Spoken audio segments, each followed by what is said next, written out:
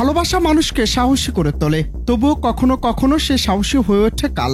উত্তর পূর্ব চীনের Dalian polytechnic বিশ্ববিদ্যালয়ের এক ছাত্রী শুধুমাত্র একজন ইউক্রেনীয় তরুণের সঙ্গে ঘনিষ্ঠ সম্পর্কে গড়ে তোলার অপরাধে বিশ্ববিদ্যালয় থেকে বহিষ্কৃত হলেন। তার প্রেমিক 37 বছর বয়সী ড্যানিলো টেসলেস্কো সেই মুহূর্তের কিছু অন্তরঙ্গ ছবি সামাজিক যোগাযোগ মাধ্যমে ভাগ করে নিতেই ঝড় ওঠে ক্যাম্পাস ও অনলাইনে। মুহূর্তেই দেশের মর্যাদা ক্ষুণ্ণ করার অভিযোগে বিশ্ববিদ্যালয় তার বিরুদ্ধে নেয় কড়া শাস্তি।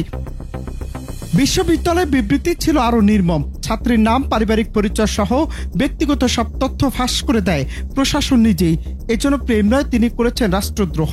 অথচ প্রশ্ন উঠেছে, যেখানে চীনের অনেক ক্যাম্পাসই যৌন হয়রানির মতো গুরুতর অভিযোগেও অপরাধীরা পার পেয়ে যায়, সেখানে একটি সম্মতিপূর্ণ সম্পর্কের জন্য একজন তরুণীকে এমন অপমান ও শাস্তি কেন?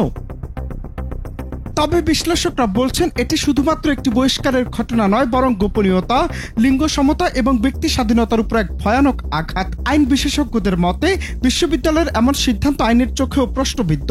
একজন প্রাপ্তবয়স্ক নারী কার সঙ্গে ঘনিষ্ঠ হবেন তা নির্ধারণ করার অধিকার তার আছে, কিন্তু এখানেই প্রশ্ন, যদি সেই ঘনিষ্ঠতা বিদেশির সঙ্গে হয় তাহলে কি তা অপরাধ হয়ে যায়?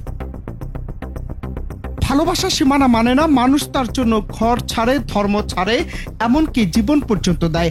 আর চীনের এই ঘটনা দেখা গেল ভালোবাসার অপরাধে কেড়ে নেওয়া হলো শিক্ষা, স্বপ্ন আর সম্মান। বিশ্ববিদ্যালয় যেখানে হওয়ার কথা ছিল নিরাপত্তার আশ্রয়, সেখানে তা হয়ে উঠল সামাজিক লজ্জা দেওয়ার এক মঞ্চ। এই ঘটনা আবারও সামনে উঠে এলে প্রশ্ন, একবিংশ শতাব্দীতেও কি নারীর ভালোবাসা বেছে নেওয়ার অধিকার এখনো পুরোপুরি স্বীকৃত নয়? অনন্ত হাসান মাসুদ, বাংলা টিভি।